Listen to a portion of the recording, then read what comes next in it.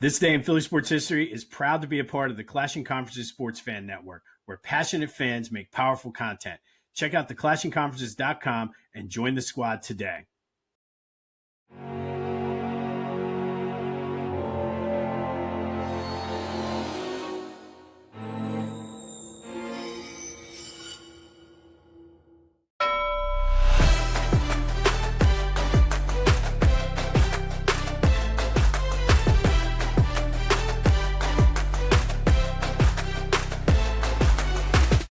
What's up, everyone? Welcome to this day in Philly sports history for July 15th, 2026.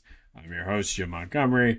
Welcome to a Wednesday edition of the podcast. Happy hump day to everyone out there.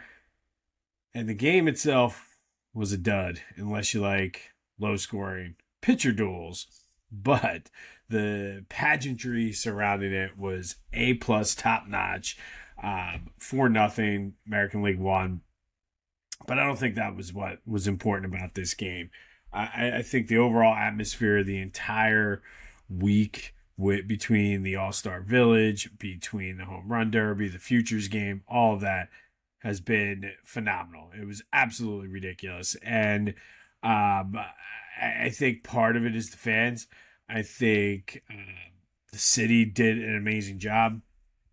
I think that Philly, as they did with the NFL draft a few years back, has sort of set the bar as to what the All-Star experience should be. And, I mean, just yesterday, the player intros, outstanding. I think coming through the Liberty Bell and then signing a lineup card shaped like the Declaration of Independence was just a small touch. The people playing the instruments during America the Beautiful and all that, wearing the colonial outfits, amazing. It's just those little things that I think they got right. If you were paying attention, it was very subtle. But I think the mix that DJ Jazzy Jeff played during the introductions, everything had a Philly tie-in. And it wasn't overpowering, but it was just enough to kind of set that tone, which, again, I thought was awesome. Lots of people crashing out, mostly Braves fans, to be honest, that I saw about booing the players. And look, get over it. I don't know what else to say. And, there's people in my comments on TikTok about my quote from yesterday and saying, oh, I'm glad a Philly guy didn't win. It was disrespectful, scumbag behavior, blah, blah, blah, blah, blah. And it's like, really? It's an exhibition. It's supposed to be fun. It's supposed to be entertaining. And think about who got booed. Dodgers players. Everybody on the Dodgers that got booed laughed about it. Braves players, they knew it was coming. They laughed about it. They're a division rival. Nationals players, Marlins players, Mets players. And I thought it was an added touch. Diamondback players were getting booed. Astros players. There's a connection there. Those are guys that beat us in something or a division rival. Hell, the Yankees. And everybody hates the Yankees. So unless you're from New York, you don't like the Yankees. So I think it's much ado about nothing. I mean, Justin Verlander got a good ovation. So there, it's about the respect. Kevin McGonigal from Delco got an ovation. Mike Trout from Millville got an ovation. So it's all in good fun. They were laughing about it. Relax. Like the whole entire atmosphere. And I thought it was cool to see lots and lots of Phillies fans in the crowd last night. Usually for something like that, you're going to get people from all over. But so many Phillies jerseys. It was just incredible. And again, it's an exhibition. The players got it. They had fun with it. I mean, Christ, Justin Verlander during the World Series flipped off the fans. He gets it. And I think that's the point. It's like everybody's in on this joke, but you, as a Braves fan, are out there getting your panties in a bunch. And it's like, you're not in on the joke, man. You're not in on a joke because you have a horrible fan base. That's why. I mean, what? You support the New York scumbag fans who were beating up Spurs fans? Okay. So a little bit of booing in the All-Star game where everybody was in on the joke. It was all in good fun. Come on. It was fun. And I mean, everybody embraced it. It was just, and I mean, I go back to, speaking of those awesome New York fans, I forget what year it was, whatever year the All-Star game was in New York, and the Mets fans booed Chase Utley, but I guess that's okay. Um, and of course, Chase Utley gave it back, boo, F you. But I mean, Jordan Walker's dad even said after the home run derby that the people in his section were great. He knew it was all in good fun, and they heel turned on him.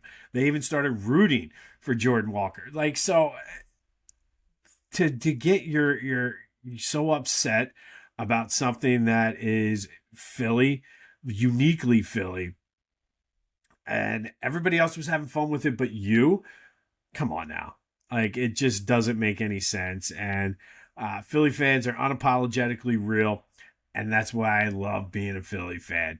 Like, there's a respect factor there, 100%. I saw an interview with Kevin Durant beforehand, and he said that's one of the best things about playing here, playing in New York, playing in Boston, is the fans. And he was like, you can tell it's a respect thing. So, yeah, you have fun with it right back. And that's what sports is supposed to be, fun. All right, enough about that. And speaking of fun, again, it's the All-Star game, so they do their breaks. I always thought the Stand Up for Cancer thing was, I love when they do that. But they did I guess it was after the fourth or fifth inning, the whole Sandlot thing with Ray Charles and the fireworks and everything. That was phenomenal. I got chills. I'm getting chills now thinking about it. And I mean, Sandlot is one of the best baseball movies out there, and to kind of recreate that with a Philly vibe to it was just awesome. Brandon Marsh talked about it. Just a nice little touch there. But like I said, I think Philly now has set the bar for what the All-Star experience should be. And that's in large part to the fans. And the participation from the fans. I mean, yes, Major League Baseball did a good job. The city was just has been on fire this summer. Proud just to be about this. So overall, a great thing, except for one thing. It was a great All-Star game, except for one thing. And I personally like when they mic up the players and talk to them during the game. However, I think miking up a hitter, a pitcher, and a catcher, that's not the way to go. It was a lot of dead air because you could tell the announcers thought it was going to be more than what it was. And I could do without that. Mic up the second baseman or the center fielder. Mic up the guys in the bench or on the bench. But I don't know. It just was, I guess the Dylan Cease thing was cool because you heard him calling the pitches. He did get the announcers. What should I throw here? But it was tough because they were kind of locked in trying to figure out what to do. So if you could do it, like I said, second baseman, center fielder, perfectly fine. Pitcher, catcher, hitter, not so much. I mean, Kyle Schwarber couldn't even keep the microphone or the earpiece in his ear while he was swinging. But overall, great All-Star weekend. Got a couple days off before big series starts against the Mutts. And I got to say, it was great to see Mr. and Mrs. Met get booed too. Fraud of a mascot. There's only one true mascot, and that's the Philly Fanatic. But overall, like I said, I think the city was on full display. The fans were unapologetically real and really helped make the experience. All right, shifting gears. Sixers got blown out in Summer League, but LeBaron Feinlein played well again. Another 17.4 assists. Much better shooting this time than what we've seen from him. So I'm excited now to see him kind of get into that rotation. will LeBron James be in that rotation? We have to find out soon, I would think. Apparently, Jaylen Brown, and Tyrese Maxey have all reached out. I do think that we have to. It's got to come to a head at some point. And like every day, it's like, oh, looks like Philly. Oh, it looks like Cleveland. Oh, it looks like Miami. Oh, here comes Golden State. I saw the other day Minnesota sneaking in there. So I think he knows. I think he's just kind of dragging it on because he's LeBron James, and that's what he does. He needs the attention. He was out golfing with Kevin Hart, so that was interesting. And Kevin is going to be like, hey, pumping up Philly. So we'll see what happens, but hopefully that comes to a conclusion soon. All right, yesterday's trivia question. I asked which Phillies pitchers have been credited with a win in the All-Star Game. That would be Ken Raffensperger in 1944, which if you listen, we talked about. Doug Jones in 1994, which if you listen, we talked about. And Heathcliff Slocum 1 year later in 1995, which we talked about as well. So if you're a loyal listener, this was an easy one for you. All right, some quick housekeeping notes. I mentioned going down to Ocean City, Maryland this morning. So tomorrow and Friday's episodes probably will be a little bit later. Obviously, they're going to be a little bit more brief because there's just not as much because of All-Star break. But we'll still have Throwback Thursday tomorrow. And then we spend Fridays with AI. The last, as of now, the last matchup for the 66-67 Sixers versus this year's Knicks team. Just to kind of see where they stack up for that. But the best way to stay in the loop is follow me on all social media at Philly Jimbo. Subscribe to the YouTube channel, Philly Jimbo. Just so in the habit of doing that. Everything is Philly Jimbo. And then, of course, check out the Philly Hall. Steve and I talk about the World Cup experience in Philly. Again, just about how awesome the city has been over the past month or so. And then check out the new Philadelphia Sports Hall of Fame website. Everything is there you need. One-stop shop. Boom. It's time for What If Wednesday, brought to you by Lotwin. Go to Lotwin.com. Get your 3D custom hype chains. These things are awesome. Great for youth sports, bachelor parties, fantasy football, whatever. Go to Lotwin.com. Use the promo code TCCPOD to take 10% off of your order. And this is the anniversary of Mike Quick retiring from the NFL in 1991. Came on like gangbusters early in his career, but then injuries kind of slowed him down late. And for today, what if he didn't have those injury concerns? What would that have meant to the development of Randall Cunningham and, more importantly, the Eagles? And I think you got to say, like, he showed flashes. Like, I caught, like, the tail end when I really started to get in, like, around 87. So kind of he was starting to get injured in 87, broke his leg in 88 and whatnot. But I think you got to say the offense would have been explosive. I mean, and then you give him a vet like Mike Quick, who kind of knows how to play the game, played with Jaworski. I think it would have done wonders for Randall's development. And I think a lot of those games, specifically like the Rams game in 89, you have the Washington game in 91 or 90. I think it would have gone a long way in helping the offense in those games. But it just, the game took a wear and tear on Mike. So it was just a little, it was frustrating because he was on a Hall of Fame trajectory when his first 5-6 years in the league, and then the injuries started to take a toll. And who knows what that means for those Buddy Ryan teams, because it was one thing they didn't really have. I mean, Fred Barnett and Calvin Williams were great receivers, don't get me wrong. But, like, they weren't that top tier, if you know what I mean. So you have Mike Quick, who was not injured, as that top tier receiver. And then maybe it somehow helps Chris Carter, and Chris Carter stays and kind of cleans up. And then you got Mike Quick and Chris Carter for a couple years here. You never know. I still think there's so many different what ifs with those Buddy Ryan teams that I could go on and rant all day. But what do you think? what would have happened if Mike Quick didn't have the injuries? What would the impact have been on the Buddy Ryan teams and specifically Randall Cunningham's development? 267-495-8531. That's Back to the Future voice and text line. Let me know your thoughts, but it's just one of those things. And all in honor of Mike Quick hanging up the cleats on this day in 1991. Want to show off your Philly pride without saying a word? Philly Goat has you covered. From tees, hoodies, shoes, and hats, their gear screams Philly louder than an Eagles fan at the vet. Whether you're tailgating in South Philly or trying to flex down the Jersey Shore, do it in style. Hit up phillygoat.com, use the promo code Jim Montgomery, and get 10% off your order. Philly Goat, because being Philly ain't a choice, it's a way of life. Go Birds! All right, July 15th. First, we're going to go back to 1991.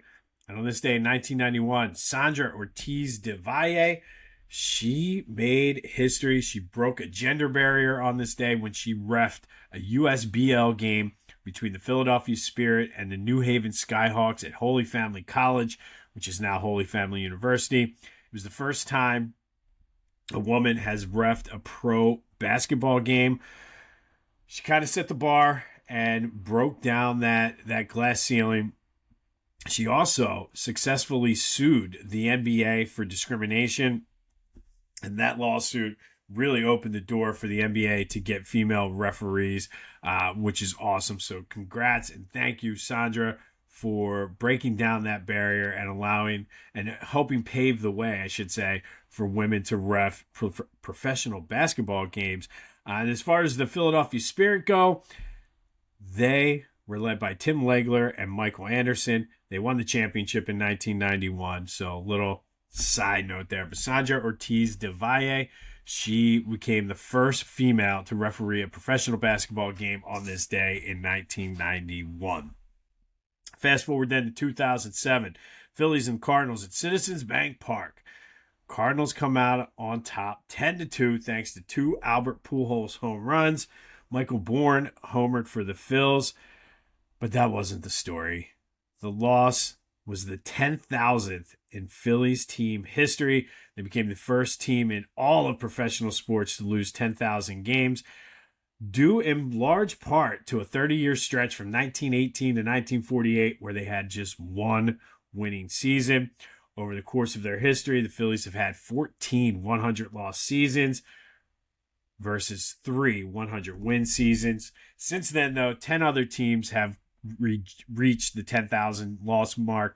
I guess if you're around since 1883, you're bound to lose a game. But that 30-year stretch was just brutal. I couldn't imagine. And we talked about it. I mentioned I was down at an event speaking, and that stretch there was just absolutely horrible. And that helped pave the way. And I think I saw a stat the other day. Phillies would have to win 100 games for the next 30 years or something in a row in order to get back to just 500. So that's how bad that 30-year stretch has really put the Phillies in a bind. But that does lead us to today's trivia question. What are the other teams that have amassed 10,000 losses in their history? Hit me up on the Back to the Future voice and text line 267-495-8531. Get that. Anything else Philly sports related off your chest? Want to talk the All-Star experience, booing, all of it's fair game, LeBron James. But what other teams have reached the 10,000 loss mark in their history? And then we're going to fast forward 1 year later. The Major League Baseball All-Star Game took place at the old Yankee Stadium for the last time. Chase Utley started at second base. He was joined on the team by Brad Lidge. Utley went 1 for 3, but the game went 15 innings. Brad Lidge was the designated closer. He took the loss as the American League wins it 4-3. But that doesn't tell the whole story. He was up and down, warming up, getting loose 6 times, and said that he was just absolutely exhausted. He was spent. Charlie Manuel, who was watching it at home, noticed it, called the National League dugout to complain about it. It was the only loss and the only blemish on Brad Lidge's season that year. The perfect season. He actually had a horrible All-Star Game experience because of having to get up, warm up, sit down, warm up, sit down. But the key part of this was in the middle of when the All-Star Game determined whether it was who got home field advantage in the World Series. The win gave the American League home field advantage, which at the end of the day went to the Tampa Bay Rays, who played the Phillies that year in the World Series, and it allowed the Phillies to actually win Game 5 and win the World Series at home. So if Brad Lidge didn't blow that save, Phillies would have won it in Tampa. And then 1 year later, in 2009, Phillies signed Pedro Martinez, who was key down the stretch when Jamie Moyer was struggling, and went to the bullpen. Unfortunately, he went 0 for 2 in the World Series, but did not pitch bad. Didn't pitch bad. Some poor fielding mistakes and things like that really didn't help the cause any. But the Phillies signed Pedro Martinez on this day, which paid off dividends down the stretch for the team. And then we're only going to go back 1 year for this last one. And that is last year, the All-Star Game down in Atlanta. Phillies were represented by Kyle Schwarber and Zach Wheeler. National League took a 6-0 lead, but the American League battled back, tied it in the top of the ninth, leading to the first ever swing-off in All-Star Game history. Kyle Schwarber was the designated swinger for the National League. 3 pitches, 3 home runs to win it for the National League. He took it home MVP, becoming the first Philly to win MVP since Johnny Callison in 1964. And then finally, our greatest Philly high school hoops figure tournament rolls on, brought to you by Beach Caddy. If you're in Sea Isle, Wildwood, Avalon, Stone Harbor, or Ocean City, Beach Caddy takes the stress out of your Jersey Shore vacation. They'll move you in, move you out, so you don't have to worry about that. Best beach carts on the Jersey Shore. Use the promo code Jim Montgomery to take 10% off your bellhop service, the move in, move out, as well as your beach cart rentals all through the summer. And that is at beachcaddy.app. So yesterday's final round of 32, Earl the Pearl Monroe beats Gerald Henderson Jr. with 100% of the votes to move on. And now we're in the Sweet 16. And we're going to start in the Overbrook region. And we have a 2-3 matchup between Kyle Lowry and Jameer Nelson. And man, this should be a good one. Let's start with Kyle Lowry. Started off at Northeast High School before going to Cardinal Doherty. He was a 5-star recruit, number 28 overall recruit in the country. Did help lead Northeast to a public league title as a sophomore, and then back-to-back Catholic League championship game appearances for Cardinal Doherty. Unfortunately, 2 heartbreaking losses to St. Joe's Prep. Never lost a regular season game, though, as a member of the Cardinal Doherty team. He was 2-time All-Catholic League, All-City, Pennsylvania Player of the Year, went to Villanova, where he was All Big East rookie, second team Big East, All Big Five. His number 1 is retired as he helped them to a Sweet 16 and an Elite 8 berth. Went on to have a 20-year NBA career, 6-time All-Star, won a championship in 2019 with the Raptors, known for his hustle and his grit, and then won a gold medal, too, in 2016. Taking on Jameer Nelson, a Chester High graduate, PIAA 4A champion. He was All-State, All-Delco, the Delco Player of the Year. His number 14 is retired at Chester. From there, he went to St. Joe's, where he became a 10 Player of the Year, a 3-time All-A-10 selection, All-American, Consensus Player of the Year nationally. It was All Big Five 4 times. He is in the Big Five Hall of Fame, was the MVP of the Big Five, and helped lead the Hawks on that magical Elite 8 run where they were undefeated during the regular season. His number 14 is retired. Spent 14 years, ironically enough, in the NBA, where he was an All-Star, and currently he's the Executive Vice President of Basketball Operations with the Sixers. Now it's your turn. Who moves on to the Elite 8? Jameer Nelson or Kyle Lowry? Get your votes in any way you can. Back to the Future Voice and Text line, the Discord channel, which that link is in the description, any of my social media. But now the matchups are going to get good. So who moves on? Kyle Lowry, Jameer Nelson. Let's get it on. All right, and then 2025, Kyle Schwarber wins the All-Star Game MVP, hitting 3 home runs in the swing-off to give the National League the win. Phil signed Pedro Martinez on this day in 2009. Brad Lidge loses the All-Star Game in 2008, a 15-inning 4-3 American League win, giving American League home field in the World Series, which would allow the Phillies to win it at home. 2007, Phillies lose their 10,000th game in franchise history. Yikes. And then on this day, 1991, Sandra Ortiz DeValle, she became the first female to ref a professional basketball game. We'll be back tomorrow with a little Throwback Thursday.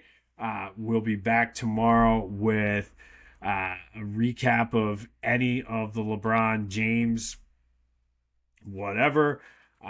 But I'll be in Ocean City, so it'll be worth it. This has been This Day in Philly Sports History for July 15th, 2026. My name is Jim Montgomery. Go have yourselves a hump day. And until next time, I'll see you when I see you.